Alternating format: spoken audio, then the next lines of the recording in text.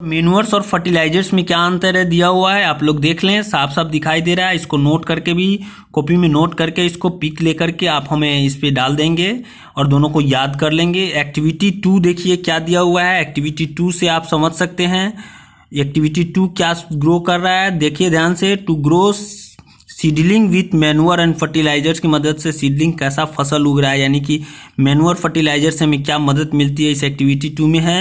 उसके बाद आपको field floor leaving the land free one of the more season to regain nutrients. Crop rotation क्या है, it is the practice of growing a series of different types of crops है in the same area में। इससे क्या होता है कि मिट्टी का जो पोषक तत्व है वो बरकरार रहता है, क्रॉप रोटेट करते रहते हैं।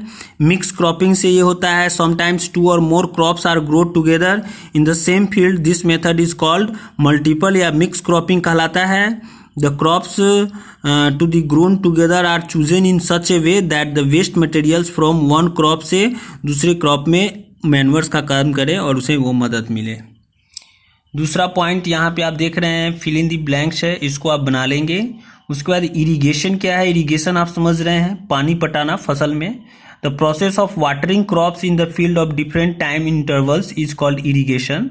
In India, farmers cannot depend on rain of irrigation because it may not rain when the crops required water। जब वर्षा सही प्रॉपर समय पे नहीं होती है, to get a good produce crops के लिए need to be irrigated properly, proper उसके समय पे पानी देना है। नेचुरली उस समय पे पानी नहीं हो तो फिर हमारे पास वैसी सुविधा होना चाहिए जिसके मदद से हम उसको समय पे पानी दे सके। The time and frequency of irrigation differs from crop to crop, अलग अलग होता है। सॉइल टू सॉइल भी अलग अलग होता है। The various sources of irrigation are wells होते हैं, पानी जिससे हम पटा सके पानी फसल में उसे हम सोर्स ऑफ इरिगेशन कहेंगे। जैसे वेल्स हो गया, पॉन्ड्स हो गया, ट्यूब वेल्स हो गया, lakes, rivers, canals, dams.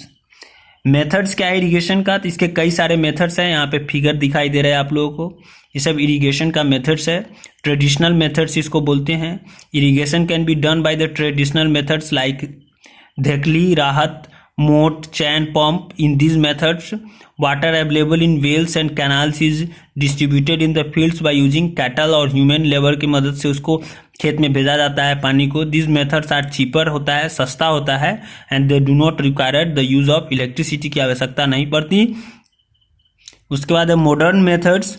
Modern methods में क्या होता है, this methods of irrigation are more efficient than the traditional method से थोड़ा ज़्यादा महंगा होता है। In this methods water is equally distributed to all parts of the field में पानी एक मात्रा में डिस्ट्रीब्यूट तो होते हैं। इन दिस मेथड्स में this methods are generally aimed at conserving water का कंजर्व करना होता है। ऐसे में क्या होता है, ट्रेडिशनल मेथड से कहीं बहुत ज़्यादा पानी हो गया, कहीं पानी पहुंचा ही नहीं, लेकिन इस मेथड से ऐसा नहीं होता है, प्रॉपर एक लेवल में पानी पहुंचता है। Some of the most commonly use of modern methods of irrigation है स्प्रिंकलर सिस्टम। आप देख रहे हैं स्प्रिंकलर सिस्टम क्या है, this is one of the most commonly use methods of irrigation है। It involves installing vertical pipes of equal distances पे pipe लगा दिया जाता है जिससे पानी फुहेड़ा की तरह बनता है।